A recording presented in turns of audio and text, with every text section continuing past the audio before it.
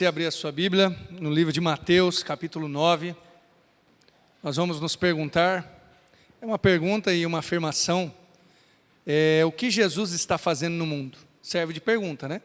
Mas também serve de afirmação, o que é que Jesus está fazendo neste mundo? O que Ele tem feito? Você como um discípulo de Jesus, espero que você seja um discípulo, aquele que segue, aquele que deseja andar com Jesus, você é convidado a participar do que Jesus está fazendo neste mundo, nessa existência. E a pergunta é, o que Ele está fazendo então? Porque algumas coisas nós percebemos que Jesus não está fazendo, que não é compromisso de Jesus. Por exemplo, fazer tudo que me agrada, tudo aquilo que eu quero. Talvez Jesus neste momento não está consertando o mundo todo de todo jeito. Por exemplo, nós vemos pestes, como a palavra diz, que haveriam guerras, e tantas dificuldades, e não que os servos do Senhor não devam trabalhar para o bem das pessoas, mas o que é que Jesus está fazendo no mundo, para o qual Ele nos chama para participar? Eu acredito, irmãos, que algumas coisas que Jesus faz, é só Ele que faz, não é eu e você, que é dividido conosco a tarefa, mas tem coisas que nós participamos também. Quero ler com você, Mateus capítulo 9, dos versos 35 ao 38, são alguns poucos versos, que vão falar de algumas ações de Jesus. É claro que existem outras coisas que a gente poderia meditar também, mas tirar daqui algumas lições sobre a ação de Jesus, sobre o coração dele, sobre o chamado dele, e aí que envolve a nós também. Acompanhe aí na sua Bíblia, se você não trouxe a Bíblia, temos aqui no telão também. Percorria Jesus todas as cidades e aldeias, ensinando nas sinagogas deles, e pregando o evangelho do reino, e curando todas as enfermidades e moléstias entre o povo. E vendo a multidão, teve grande compaixão deles, porque andavam desgarrados e errantes, como ovelhas que não têm pastor. Então disse aos seus discípulos: a seara é realmente grande, mas poucos são os ceifeiros. Rogai, pois, ao Senhor da seara, que mande ceifeiros para a sua seara. Amém? Como Jesus se revela a nós e qual que é o nosso chamado? Você sabe o que você está fazendo neste mundo? Você sabe qual é o seu propósito, o seu chamado? Você que aceitou Jesus, você que vem na igreja, adorar o Senhor, o que você está fazendo na igreja ou como um discípulo de Jesus? Pergunta de hoje é essa, o que Jesus está fazendo no mundo? A gente vai olhar rapidamente algumas características de Jesus aqui, que a gente aprende para aplicar na nossa vida. A primeira delas é que Jesus estava aqui, em carne e osso neste caso, mas está trabalhando também, atuando através do Espírito Santo, com uma presença transformadora. Jesus, obviamente, não está mais fisicamente entre nós, mas, apesar da forma dele se revelar ter mudado, a presença dele ainda está conosco. Nós vemos aqui, portanto, a presença de Jesus transformando os locais onde ele passava. Inclusive o texto começa dizendo, percorria todas as cidades e aldeias, não deixava nada de fora, passava por todos os lugarejos. Primeira coisa sobre essa presença transformadora, por que a presença, aliás, de Jesus transforma, irmãos? Bom, há um conceito naquela época que para nós é difícil de entender, que é o conceito de reino. Por que é difícil de entender? Porque nós não vivemos num mundo em que tem um rei, Apesar de haver alguns países que tenham rei ou rainha, e alguns deles são meramente ilustrativos até, mas hoje em dia a gente não vive no que é um sistema de monarquia. Naquela época, para o povo, era um pouco mais fácil de entender essa ideia. Qual que era a ideia da monarquia? Era o seguinte, o reino se estendia até onde o rei mandava. Hoje nós temos a ideia de território nesse sentido básico, Chega na fronteira do Brasil, se você passa para lá 1 centímetro, é outro país, seja Paraguai, Argentina, o que o Brasil faz divisa, tem um território, tem uma linha divisória. Naquela época, onde o rei conquistava, se tornava reino. Ou seja, onde estava o rei, estava o reino. Onde o rei mandava, ali havia aquele reino específico. Fosse qual fosse, Roma, Judeia, ou qualquer que fosse o reino. Quando Jesus vem e ele começa a pregar o evangelho dele, em Marcos capítulo 1, se eu não me engano, verso 15, Jesus fala assim, o reino de Deus está próximo de vós. O que Jesus está querendo dizer aqui? Ele não está dizendo que o reino de Deus vai chegar amanhã, está próximo de tempo, mas ele está dizendo dele mesmo, eu sou o rei do reino, e eu estou perto de vocês, então o reino de Deus já está próximo, o reino de Deus já está pertinho de vocês, porque o rei que no caso é Jesus, expressa o reino de Deus. O que a gente aprende aqui? Quando o rei chega, irmãos, a vida do reino chega ali. Aí, no reino de Deus, ou seja, lá na glória, não haverá doenças, não haverá tristezas, angústias. O que Jesus faz? Ele chega e passa curando. Calma que a gente, talvez tenha ficado uma pergunta, né, na sua mente. Ué, mas então por que a gente ainda tem doenças? Por que a gente tem dificuldades? Vamos chegar lá. Mas nesse caso de Jesus, especificamente quando ele está, alguns dizem, inaugurando o reino, ele começa a curar todas as enfermidades, inclusive tem uma palavra aqui, enfermidades e moléstias. Cura a todos. Por quê? Porque ele está demonstrando que é assim no reino de Deus. E nós agora, como que nós vivemos? Nós vivemos com alguns sinais do reino dos céus. Nós vivemos já no reino de Deus, mas não na totalidade dele. Ele será expresso totalmente lá na glória. É o já que nós recebemos agora, são sinais, algumas partes que já podemos desfrutar. É por isso que eu creio que alguns são curados, mas nem todos. Porque Jesus, ele trabalha assim, mas não para todos necessariamente. O que a gente pode vivenciar do reino de Deus? Bom, a salvação em Jesus, a presença de Jesus, transformações entre nós, até mesmo na nossa família, na nossa casa. Nós já vemos sinais, nós já vemos algumas manifestações do reino de Deus. A presença de Jesus naquela hora era transformadora, e a presença de Jesus ainda hoje transforma. É isso que ele está fazendo no mundo. Ele está presente, transformando, trazendo um pouco do reino de Deus, ou do reinado de Deus, sobre a nossa existência, sobre a nossa vida. Quando ele nos ensina a orar, ele diz assim, olha, orem de tal maneira, venha o teu reino. Lembra disso do Pai Nosso? Venha o teu reino. O que Jesus está querendo que a gente ore? Olha, claro que venha o Senhor Jesus, de fato, na vinda dEle, como cantamos, mas que o reino dEle possa se expressar aqui mais e mais. Porque a presença do Rei é transformadora. E veja um detalhe aqui que é muito interessante. Jesus percorria, o que diz Mateus, todas as cidades e aldeias. Eu acho isso maravilhoso, irmãos. Jesus não deixa nenhum lugar de fora. Não há lugar que Ele não contemple. A palavra que cidades e aldeias tem a ver com local grande e local pequeno. Jesus, se fosse hoje, se fosse na nossa época, aqui na nossa região, ia falar, Jesus esteve lá em Curitiba, ele passou em Maringá, mas ele foi para Campo Mourão também, ele veio no bairro Alvorada, não foi só no centro, não, foi na Alvorada também, e seja lá onde que a gente mora. Jesus passava em todos os locais. Não há local em que Jesus não contemple. A presença do Senhor, ela transforma e ela chega a todos os locais, mas eu aplico isso não apenas a localidades. É claro que isso é verdade também, aonde você estiver. Nós ouvimos histórias de pessoas que estavam na prisão e se converteram. Ouvimos histórias de pessoas que estavam em locais inóspitos, esquecidos por todos, e lá chegou alguém para pregar o Evangelho, porque a presença de Jesus chega em todos os locais. Eu tenho uma ilustração que para mim é muito forte. Lá em Juí, quando eu era pastor lá, teve um casal de missionários, inclusive o Daniel e a Lucy, que estiveram aqui há alguns anos atrás, eu acho que quase 4 anos atrás.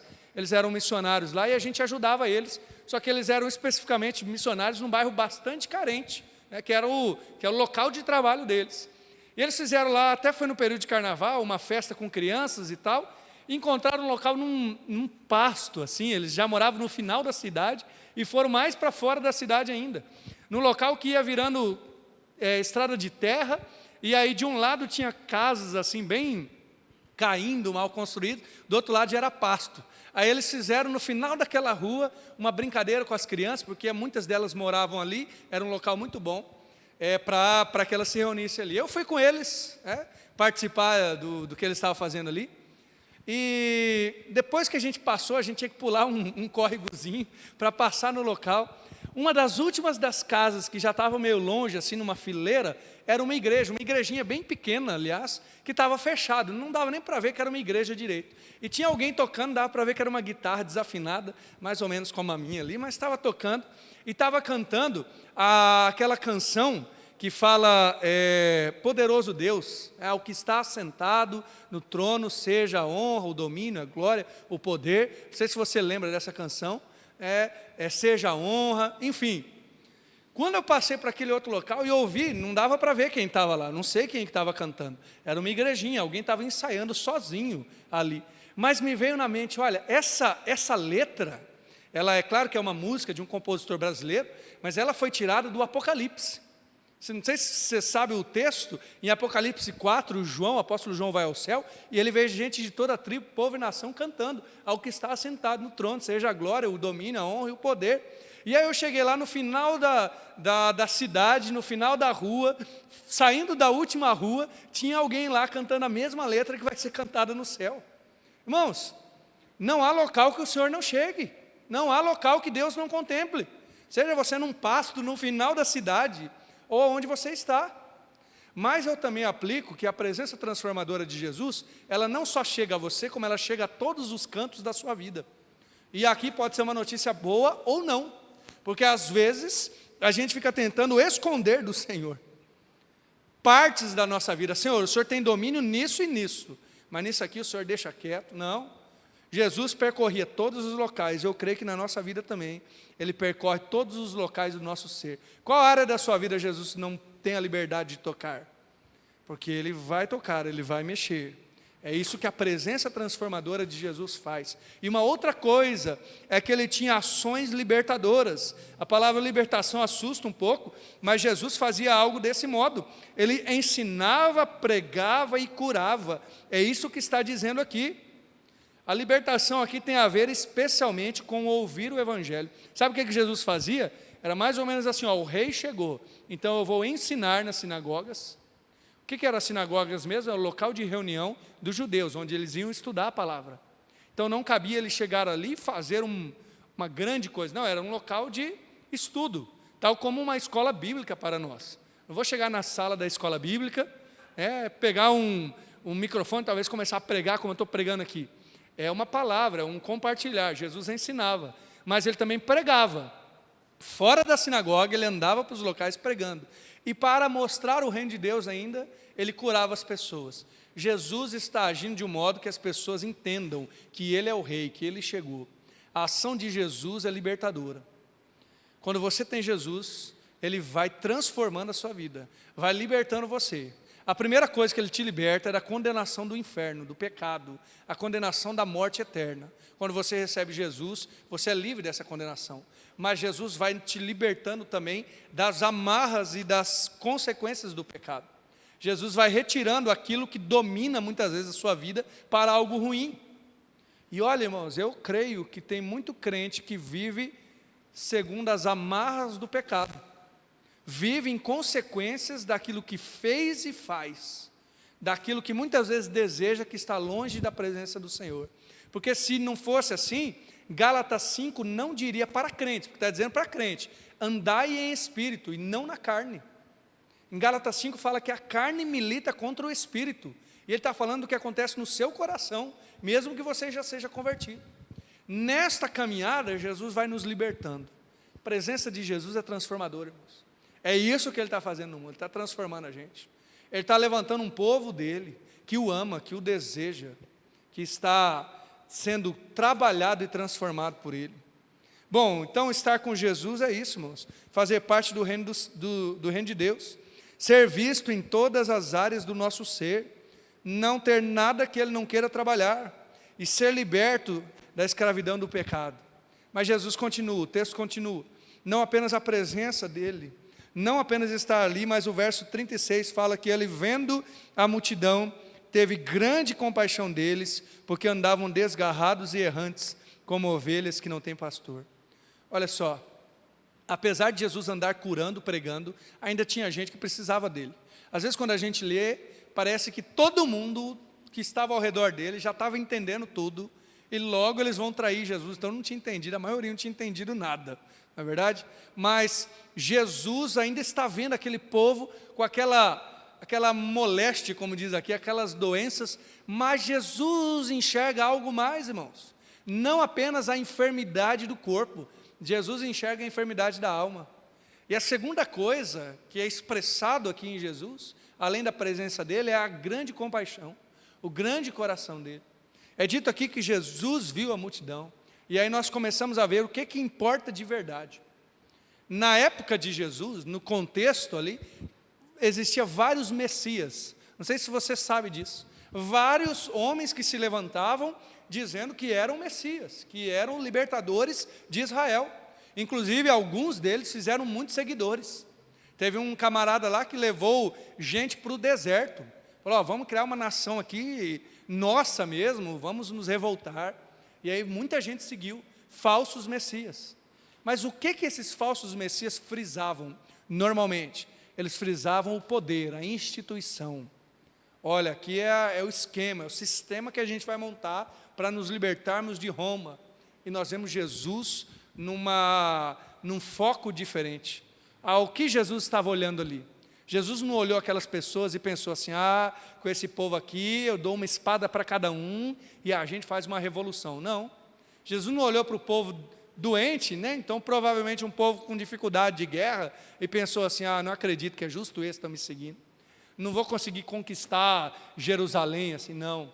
Jesus olha para eles e vê eles como eles são, como pessoas carentes, necessitadas de amor, de transformação. É isso que Jesus estava fazendo ali. Além da presença dele, um coração com grande compaixão. Ele vê, ele tem olhos para contemplar as pessoas em suas necessidades. É isso que Jesus continua fazendo. Ele continua vendo eu e você em nossas necessidades. Apesar de que algumas vezes, convenhamos, a gente costuma esquecer. E a gente costuma esconder, necessidades que nós temos do Senhor. Coisas que nós precisamos confessar. Coisas a serem mudadas. Às vezes nós temos vergonha até de chorar diante do Senhor. Bom, creio eu que não é vergonha nenhuma, mas às vezes a gente fica escondendo essas coisas. Jesus olha as nossas necessidades. Não há nada que fique oculto diante do nosso Senhor. E Ele olha para aquelas pessoas, e eu imagino a cena, irmãos. Às vezes a gente romantiza o antigo Israel daquela época, parecendo que tudo era muito bonito, mas pense num povo doente, pense num povo cheio de moléstias e um povo extremamente empobrecido. Talvez como se a gente fosse num bairro muito pobre de uma grande cidade, como uma favela, e fôssemos nos hospitais. Você já viu cenas assim, de gente nas macas, gente no meio do corredor? Talvez fosse uma cena parecida com essa. Jesus olha para aquele povo, e Ele não pensa que eles são máquinas, que eles são coisas para serem usadas. Jesus tem grande compaixão. E aí, a gente vê o que mexe com Jesus de verdade. A palavra aqui, de fato, é grande compaixão. O que mexe com você? O que faz você chorar? Eu não sei qual foi a última vez que você chorou. Espero que faça tempo, né? Mas pode ser que não faça muito tempo. O que mexe de verdade com você? Não só chorar ou não, né? Mas se preocupar. O que mexeu com Jesus aqui foram as pessoas. Ele chorou pelos perdidos. E essa é a palavra, né? Desgarrados, ovelhas sem pastor. Ovelhas sem pastor, gente que não sabe o que quer, gente que não sabe discernir espiritualmente a salvação. Aí nós começamos a perceber, irmãos, que Jesus, Ele não estava ali só para curar as enfermidades físicas, Ele estava ali para transformar, para salvar aquele povo. E se você quer participar com Jesus daquilo que Ele está fazendo, esse é um bom começo a se pensar. Se você seguir Jesus, e se você começar a trabalhar naquilo que Jesus está trabalhando, Ele vai te chamar para lidar com gente. Ele vai te chamar para abençoar pessoas. Pode ser que seja numa área que você nem imagina. Porque lidar com gente não é só ser pastor, não é só ser líder de algum ministério na igreja. Pode ser com o trabalho que você faça, pode ser com o dinheiro que você tem abençoando gente carente, pode ser com algum talento que você tem para ajudar pessoas. Mas Jesus vai te chamar para abençoar pessoas. E especialmente, irmãos, para pregar o evangelho a elas, seja o modo que for. Talvez você não tenha muita força, talvez você não tenha muita habilidade, ou ache que não tenha, quem sabe não dispõe de muito dinheiro, mas a compaixão de Jesus estava naquelas pessoas, e é isso que Ele está fazendo. Você é discípulo de Jesus, então Jesus vai botando compaixão no seu coração também. A palavra aqui, compaixão, que algumas vezes é traduzido por misericórdia, é uma palavra muito profunda. Ela é do mesmo termo, e pode parecer estranho, mas é do mesmo termo para vísceras, no original. O que é vísceras? Né? Como se fossem as entranhas. Talvez você já tenha sentido isso, quando você vê alguma cena muito chocante, parece que você dói o seu estômago. Tem gente que fala, nossa, parece que levei um soco no estômago. Essa é a ideia aqui. Jesus lhe remexeu as vísceras, essa é a questão. Ele sentiu tanta compaixão daquele povo, que estava perdido, que estava como ovelha sem pastor. O que mexe com Jesus? É gente. E você e eu somos chamados a isso, sabia? Colossenses 3,12 fala assim: revesti-vos, pois, amados irmãos, como eleitos e amados, de entranhas, olha a palavra aí, entranhas de misericórdia, de benignidade, de compaixão, de humildade e mansidão. Olha, nós somos chamados a isso, entranhas de misericórdia, que remexa as suas entranhas pelos perdidos, pelos que estão precisando, carecendo de alguma coisa, por gente que está sofrendo. O que mexeu com Jesus, irmãos, era o estado espiritual dessas pessoas. É claro que o estado físico é importante. Tiago nos ensina, o evangelista, quando escreve a sua carta, que se vem alguém com você com necessidade, por exemplo, com fome, com frio, você não só diz, vai em paz, viu? Como quem diz, né? Vai em paz, não peques mais. Vou fazer aqui uma oração. Não, a gente dá uma ajuda. Está com frio, a gente dá um agasalho. Está com fome, a gente dá uma comida. Mas essa não é a parte primordial, isso é apenas um testemunho daquilo que nós queremos ainda mais profundamente, que é levá-los a conhecer o Evangelho de Jesus. Uma coisa não exclui a outra, aliás, né? Jesus olha e tem compaixão delas. Elas eram ovelhas que não tem pastor. Qual que é a ideia de ovelha sem pastor, irmãos? É gente perdida, gente que não sabe o que quer. Um camarada muito famoso, já falecido, é o Steve Jobs. Aliás, ele teve uma invenção aí que você certamente, você pode nunca ter ouvido falar nele, mas você é muito grato a ele. Foi ele que inventou o smartphone. Esse que você tem aí, ele inventou isso. Não o celular em si, né? Mas o smartphone, o que dá para apertar assim, que todo mundo tem, foi ele que inventou. O Steve Jobs dizia assim, olha, as pessoas não sabem o que querem até mostrarmos a elas. Olha que camarada, até meio enjoado, né, dizer isso. Porque ele fez o produto e mostrou a gente, é isso aqui que vocês querem. E pegou, todo mundo tem um, né? Ou pelo menos deseja ter um. Mas parece que ele entendeu uma coisa que Jesus viu naquelas pessoas. Elas eram como ovelhas sem pastor, ou seja, não sabiam nem o que queriam. Essa é a questão. Não é assim o pessoal no mundo? Não sabe nem o que quer, fica indo de um lado para o outro. Eu e você que já encontramos Jesus, pelo menos a gente deveria saber o que quer. Que é o quê? É Jesus. A questão aqui não é a definição de trabalho, de talento, de habilidade, isso vem depois. Mas mais profundamente, é isso que a gente deveria querer. E aí, tendo Jesus, nós somos convidados a isso, a ter a mesma compaixão que Ele. Revistam-se, irmãos, de entranhas de misericórdia. Depois, a próxima coisa que acontece com Jesus aqui, é o que Ele demonstra para nós. O verso 37, agora Ele vai falar com os discípulos. Então disse aos seus discípulos, a seara é realmente grande, mas poucos são os ceifeiros. Olha aí, a seara é grande, os ceifeiros são poucos. O que Jesus tem agora? Uma visão desafiadora. Jesus enxerga o que os discípulos não tinham enxergado. E convenhamos, irmãos, os discípulos,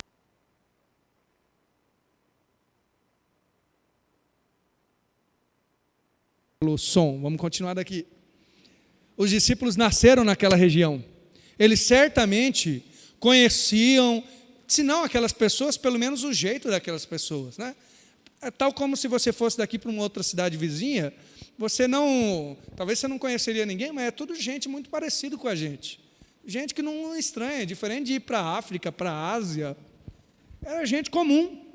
Eles não enxergavam aquelas pessoas como uma colheita, ou como gente pronta para ser abençoada, gente que precisava, que carecia. E aí Jesus vê aquelas pessoas. Esse é o processo do chamado. Jesus, primeiramente, não chama os discípulos para fazer algo, irmãos.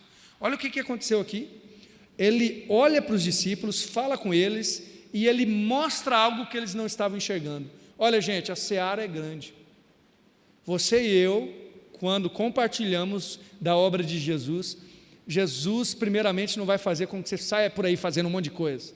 Primeiramente, enxergar a necessidade, enxergar o que precisa. Irmãos, nem isso a gente consegue ter. Nem um coração que ama os perdidos, e às vezes nós não enxergamos eles nem como perdidos. É como aquele vizinho chato, como aquele chefe que eu não aguento mais, não é verdade? Como aquele parente que incomoda a gente no grupo do WhatsApp. Ué, mas não é perdido? Não é gente que precisa de Jesus? É gente comum, gente que você já está acostumado, igual os discípulos achavam, e já estavam acostumados com aquele povo. Mas Jesus olha e diz, olha, gente carente de pastor, Gente que precisa se encontrar com o Salvador. Esse é o processo. Até que você e eu não estejamos incomodados, nós não estamos prontos. Essa é a questão. Um pastor chamou isso de descontentamento santo. Deus vai nos dando um descontentamento e a gente começa a dizer: como pode que alguém da minha casa não seja salvo? Como pode que alguém que eu convivo, que eu falo todo dia, não seja salvo? Esse descontentamento, por mais ruim que seja sentir ele é bom de ser sentido, é necessário, porque é Deus que vai colocando isso no nosso coração. Ele está como se puxasse você do lado e dissesse: olha aí a colheita, olha aí a seara sendo grande. Percebe? Jesus vai nos chamando a enxergar a necessidade. Tem um filósofo chamado Aristóteles, que ele fala o seguinte: onde as necessidades do mundo e os seus talentos se cruzam, aí está a sua vocação. Eu não sei qual é a vocação que você tem, o chamado específico, né? Mas eu sei que a necessidade do mundo está em conhecer Jesus, e você tem essa habilidade de falar de Jesus, de viver Jesus. Ah, mas eu não sei falar. A questão não é essa, irmãos. Ah, eu não sei como pregar. A questão é viver lá onde você está, sendo um discípulo de Jesus. E é claro que clamando para que você possa compartilhar da mensagem dele, lá onde estão os perdidos. Sabe, às vezes nós achamos que missões é feito só lá do outro lado do mundo, e é feito mesmo, mas eu fico imaginando se você fosse lá do outro lado do mundo. Pense num país distante, vamos para a China, vamos para, enfim, para a África, como a gente normalmente pensa. Você chega lá e você prega para uma pessoa, ela se converte, e aí você diz para essa pessoa: olha, agora você vai pregar para os seus vizinhos. É para isso que você foi também, você foi para pregar para a gente do outro lado do mundo, mas para aquele primeiro convertido, os vizinhos dele se tornaram também o seu campo missionário. Agora imagine os missionários vindo aqui pregando para nós, a gente se convertendo. Qual que é o nosso campo missionário, irmãos? É onde a gente está. Uma pessoa que sai daqui e vai para o outro lado do mundo, ele apenas transferiu o seu campo missionário. Ele continua com o campo missionário, mas no outro lado do mundo. Agora você tem o seu, eu tenho o meu. Tem gente que só conhece você, de todos que estão aqui, não sei quantos, mas tem gente que só conhece você. Tem gente que conhece muitos aqui, mas só vai se abrir contigo. Tem gente que, se o pastor falar, isso não é uma desculpa para eu não evangelizar, mas você sabe o que é? Se o pastor falar, ele não vai ouvir, porque é o pastor, né? Está querendo que eu vá para a igreja dele, mas talvez com você ele vai ouvir, né? Como eu disse, não é desculpa para eu não falar, mas também não é desculpa para você não falar. Percebe? Jesus está nos chamando, primeiramente, a ver, e a questão aqui é enxergar o problema. O problema aqui, irmãos, não é que a colheita é grande. Veja, esse não é o problema. Ele fala: a seara é realmente grande. Sim, o problema não é esse. O problema é que os ceifeiros são poucos. Haviam poucos ceifeiros. O que faz a gente ser ceifeiro, irmãos? O que faz a gente ser pescador de gente? Bom, agora talvez a gente já tenha pelo menos uma dica, pelo menos um caminho a seguir. Jesus estava naquele local com uma presença transformadora. Talvez comece daí. Aonde você está, você é tal como um discípulo de Jesus que chegou ali. Jesus nos chama de luz dessa terra. Então, onde você está, você se torna presença transformadora. Não como Jesus, porque Jesus é o nosso mestre, né? Jesus é o master, é fantástico. Talvez você não vai curar as pessoas, mas você vai no mesmo espírito, na mesma intencionalidade de Jesus, e a sua presença começa a se tornar transformadora naquele local. E pode ser que seja do dia para a noite. Algumas vezes Deus nos dá essa graça de você chegar no local, pregar, o pessoal ouvir, mas normalmente a nossa presença transformadora, ela acontece lentamente. Você começa a dar um testemunho, o seu caráter é aprovado, você é aquele que paga certinho as coisas, você quando fala, você cumpre. Você não sai por aí fofocando, quem fala com você, o segredo fica guardado, e as pessoas começam a perceber: opa, fulano é de confiança, fulano é um camarada que realmente dá para confiar. Eu já contei essa história aqui, mas eu vou repetir porque eu acho muito, chega a ser irônica. Tinha um rapaz numa fábrica, e isso de fato aconteceu. Ele era crente, e ele, assim, um pouco talvez, como eu posso dizer assim, tímido, simples. Ele só falava que a coisa era de Deus ou não era. Então, quando alguém dava alguma ideia, ele falava assim: olha, isso é de Deus, ou não é de Deus. E aí pegou o apelido, e o apelido dele virou de Deus. Os amigos dele, né, que não era crente, tentando tirar sarro dele, deram um apelido que até fica bonito para o camarada. Ô de Deus, vamos fazer isso, vamos fazer aquilo. E diz um cara que trabalhava com ele que quando o chefe ia perguntar alguma coisa, por exemplo, todo mundo combinava, chegava ali final de tarde, 4h30, eles iam sair às 6, né? E o chefe, todo mundo combinava, se o chefe nos der mais alguma coisa para fazer, a gente diz que não dá para fazer ainda, tá? Que não dá para concluir até às 6, porque é sexta-feira, se a gente falar isso, a gente vai ficar até às 6 aqui, não é bom, depois tem que limpar o maquinário e tudo mais. Então, todo mundo aqui vai dizer que não dá. Aí o chefe chegava e falava, e aí, pessoal, tem mais esse conserto, essa coisa para fazer. Dá para fazer? Todo mundo, não. De Deus, dá para fazer ou não dá? Até às 6. Aí o de Deus falava, não dá para mentir, dá para fazer sim. Por que isso, irmãos? Testemunho, presença transformadora. Certamente ele não construiu esse testemunho do dia para a noite. Foi sendo aprovado, foi sendo visto, até testado, porque é assim que seus colegas e amigos fazem, não é? Vai testando se você mente, se você aceita ouvir uma coisa que não deveria, mas aí a sua presença vai se tornando diferente. Outra coisa, claramente, né, é o coração também, um coração como de Jesus, com grande compaixão, coração, conseguir enxergar as pessoas em suas necessidades. Sabe, irmãos, facilmente nós vemos as pessoas necessitando ao nosso redor, mas a maioria das vezes ou a gente não tem tempo ou a gente não está disponível, né? Gente com necessidade passa perto da gente e facilmente a gente finge que não entendeu, finge que não viu, até mesmo com gente próxima. Tem gente, ou tem horas que a gente pensa assim, eu não vou nem perguntar para o fulano se ele está bem, porque vai que ele resolve falar a história dele, aí já vai aqui meia hora contando que ele não está bem. Jesus teve grande compaixão, essa é uma das coisas em que ele compartilha isso. E outra coisa, essa visão desafiadora. Sabe, irmãos, juntando tudo isso, a presença, a compaixão e uma visão de necessidade, é o que hoje é chamado de ser missional. Sabe o que é missional? É você ser um missionário onde você está.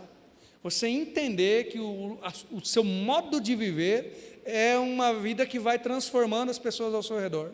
Nós somos chamados para isso, para sermos missionais, ou seja, ser um missionário intencional onde a gente está. Claro que se envolver com o povo dá trabalho, ajudar quem carece dá trabalho, perguntar para o outro como que ele está. Quando você começa a ajudar alguém, você vai ver que isso não é fácil, mas ainda assim é o que Jesus nos chama para fazer. E a quarta e última coisa, no último verso, Jesus fala assim, rogai, pois, ao Senhor da seara, que mande ceifeiros para a sua seara. Chegou o momento agora, que Jesus olhou para os discípulos, falou, gente, o desafio é esse, hein? A seara é grande, os ceifeiros são poucos, quase que eu falo os cearenses são poucos, mas não, os ceifeiros, né? E agora Jesus vai chamar a gente para o trabalho, agora mãos à obra pessoal, vamos lá, rogai ao Senhor. Olha, parece que ele pegou um balde de água fria e joga na nossa cabeça assim, mas como assim, Senhor? Estou pronto para trabalhar, o Senhor me manda orar. Ué, mas esse é o começo do trabalho, irmãos. Por que Jesus está nos chamando? Aliás, qual que é o maior trabalho a ser feito? Por mim e por você. O maior trabalho a ser feito não é salvar as pessoas, porque quem faz é Jesus.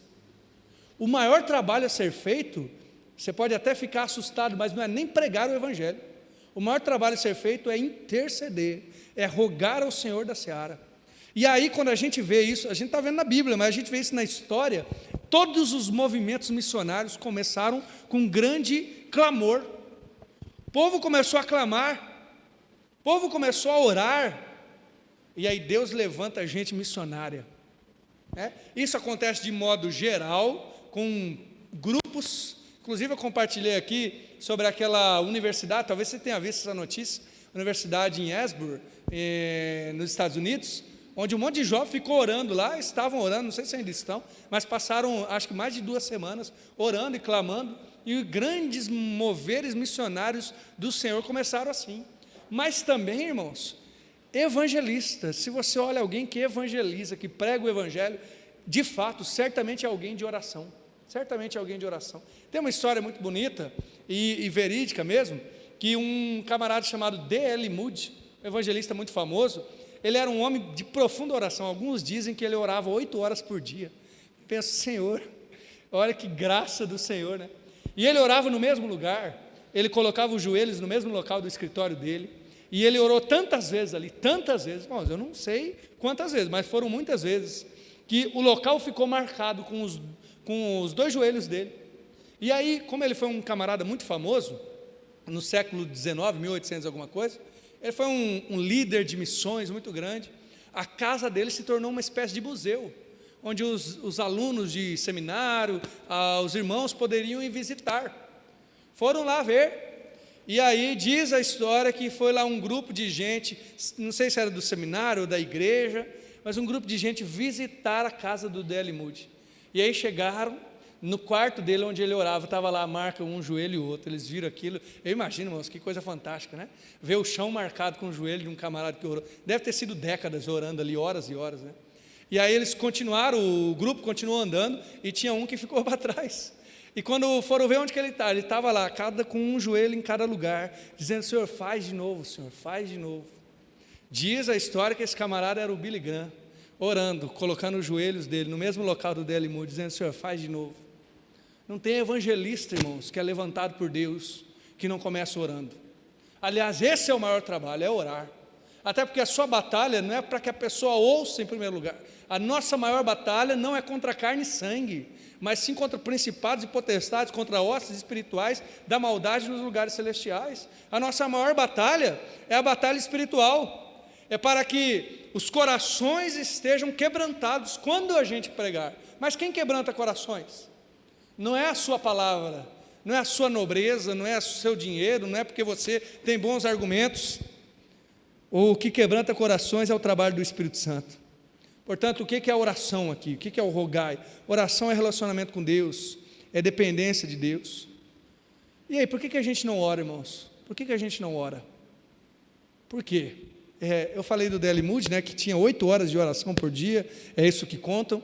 A questão aqui não é se você ora 8 horas, 1 hora, ou quanto tempo, mas por que a gente não ora? O pastor que eu gosto muito, chamado John Piper, ele fala, e eu acho que ele mexe bastante com a gente, ele fala que a gente não ora por preguiça.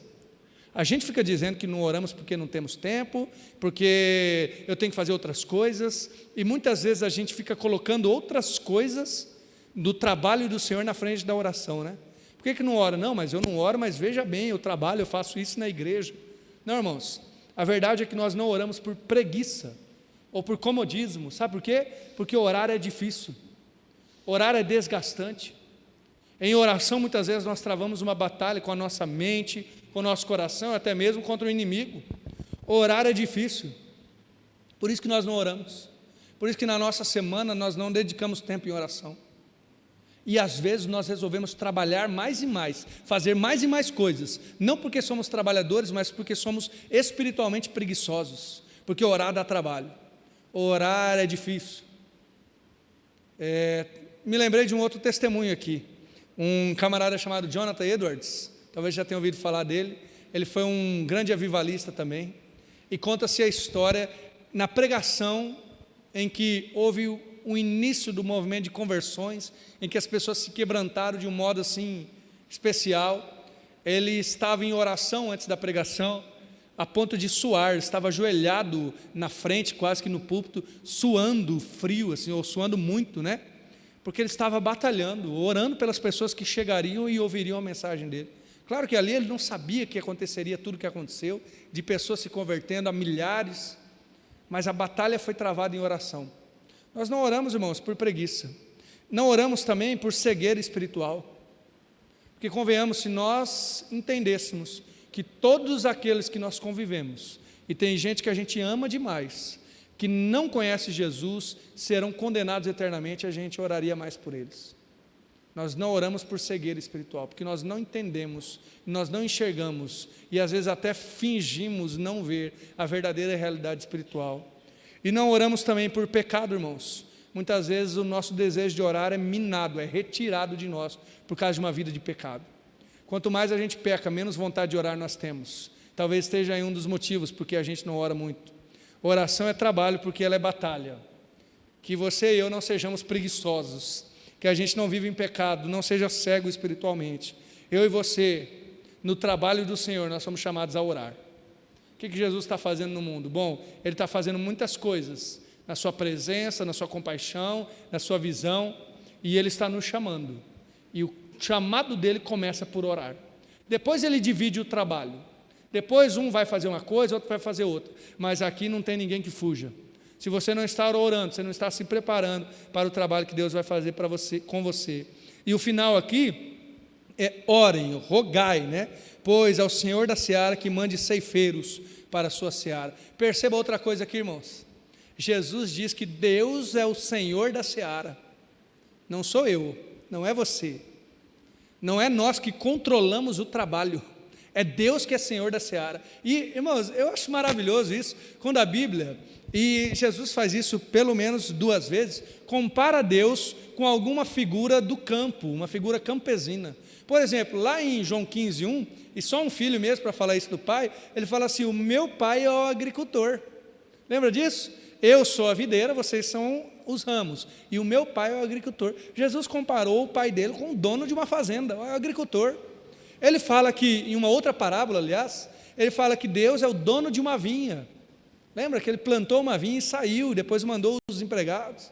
Aqui ele está dizendo: olha, meu pai é Senhor da seara.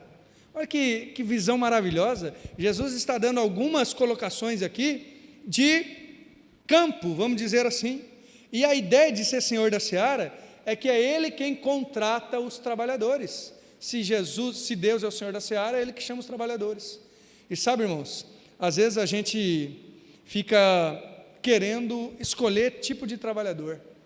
Se Deus é Senhor da seara, Ele é dono do trabalho, é Ele que chama os trabalhadores. Alguém já disse, né, que na família da fé, assim como nós não escolhemos os nossos irmãos de sangue, você não escolheu quem vai ser seu irmão, né? Sendo ele muito gente boa ou nem tanto, você não escolheu. Assim é na família da fé.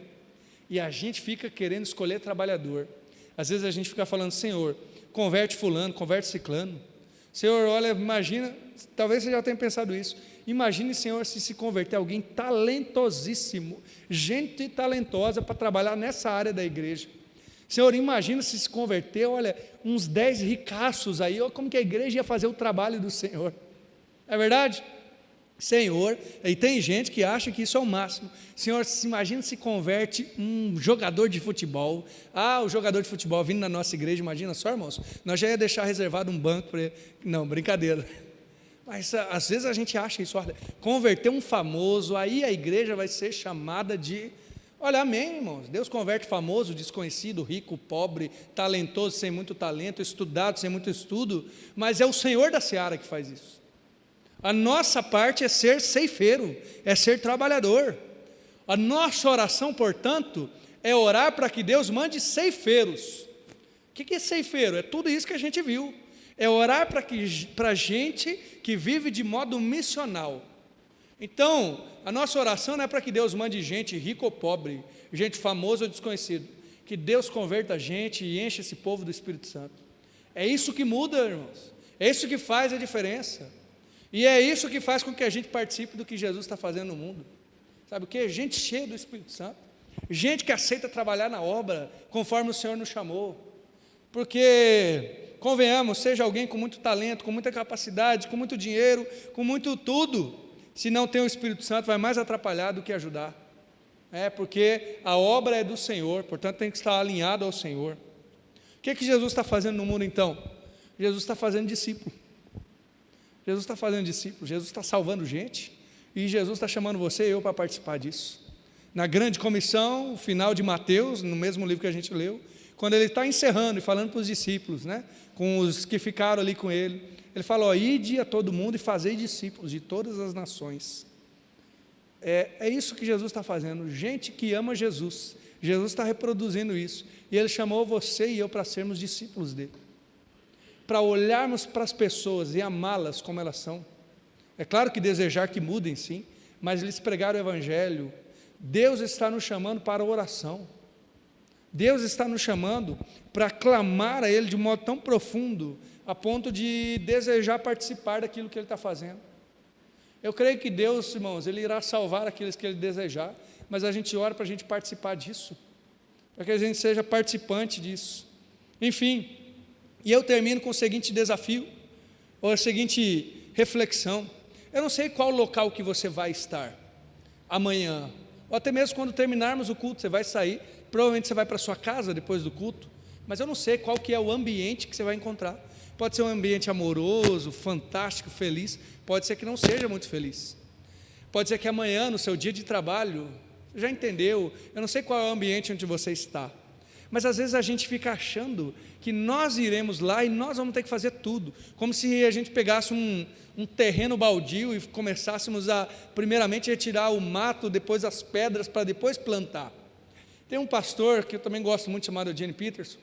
Ele, quando já era pastor, ele, quando ia visitar algum local, por exemplo, ir num hospital para visitar pessoas adoentadas, ele tinha muita dificuldade, ele ficava pensando, o que eu vou falar lá? O que eu vou dizer para aquela pessoa que está doente? Ou quando ia visitar alguém que tinha perdido, um parente, uma pessoa próxima, ele dizia, o que eu vou dizer? Até que ele, lendo textos da Bíblia, e Deus foi ministrando no coração dele, ele percebeu uma coisa, que Jesus já estava nesses locais. Jesus, inclusive ele mesmo, chegava em algum local, ia ler um texto da Bíblia, a pessoa dizia assim, olha, eu já estava pensando nisso, eu já estava pensando nesse negócio esses dias. Acontece com a gente, não sei se já aconteceu com você. Você vai orar, a pessoa fala, nossa, eu estava esperando que alguém viesse orar. Ele percebeu que Deus já estava lá, trabalhando naqueles corações. Então ele não ia inaugurar nada, ele ia apenas lá para continuar ou para participar do que Jesus estava fazendo. Irmãos, eu creio que essa é uma boa reflexão para nós. Você vai amanhã para um local que talvez pode lhe ser hostil, pode ser hostil ao Evangelho, mas Deus já está trabalhando. Deus já está trabalhando em corações que você acha que Ele não está trabalhando. Até tem gente que quando Deus começa a mexer, fica ainda mais endurecido, porque não quer mudar. Deus está trabalhando. Então o desafio é esse. Aonde que você vai amanhã? Você vai ficar em casa? Você vai para o trabalho? Você vai para algum local? Que você enxergue esse local como um campo missionário, mas sabendo que você chegou em segundo lugar. Deus já chegou em primeiro lugar. Em cada coração Ele já está trabalhando.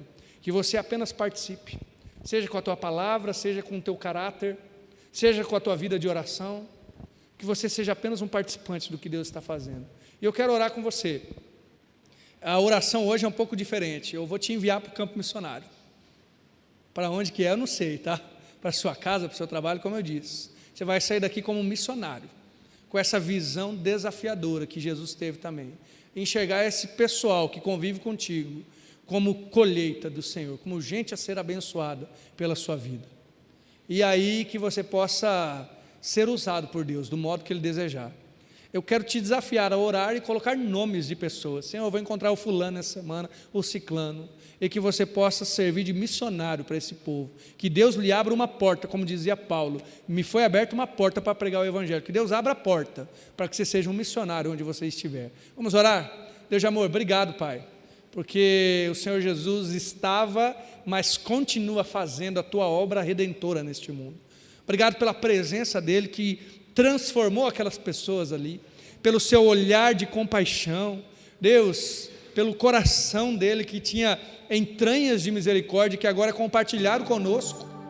Obrigado, Senhor, pela visão de Jesus, que é tão mais ampla do que a nossa. A gente enxerga num quadradinho, numa redoma, numa bolha tão pequena, mas o Senhor enxerga os perdidos de modo muito mais abrangente, e o Senhor compartilha esse chamado conosco.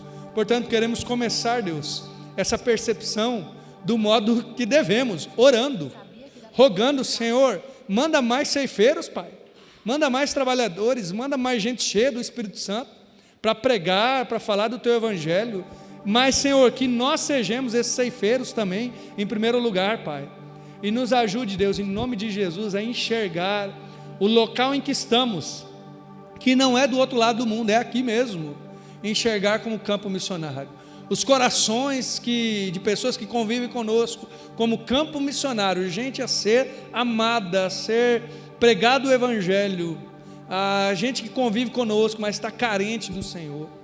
E Deus, em nome de Jesus, todos aqui, Senhor, que servimos o Senhor, todos aqui que amamos o Senhor, que já somos Teus servos, nós estamos aceitando o chamado, sendo enviados hoje como missionários do Senhor. Em nome de Jesus, Pai, eu envio aqui e me coloco também nesse envio do Senhor, como missionário, como evangelista, como gente que vai pregar o seu Evangelho, não porque vai começar algo, mas que vai participar, que aceita o desafio de participar daquilo que o Senhor já está fazendo, de participar dessa mudança, dessa transformação que o Senhor já começou em muitos corações, não sabemos quais, mas seremos participantes disso. Converte, Senhor, filhos de quem está aqui hoje, mas converte filhos através de nós mesmos que estamos aqui. Converte pais, netos, avós, tios, irmãos, cônjuges, Senhor, marido, esposa, mas usa as nossas vidas, Senhor, que a gente possa, além de vê-los convertidos, testemunhar: fui eu que preguei, fui eu que falei do Evangelho, em nome de Jesus, Senhor. Converte colegas de trabalho, empregados, patrões, para a honra e glória do Teu nome, Pai, e que a gente possa se enxergar assim, gente que é chamado para continuar, para participar daquilo que o Senhor está fazendo. Nós te somos gratos pela graça que é participar disso. Não merecemos, mas agradecemos, Pai, em nome de Jesus, amém. Amém. Grupo de louvor.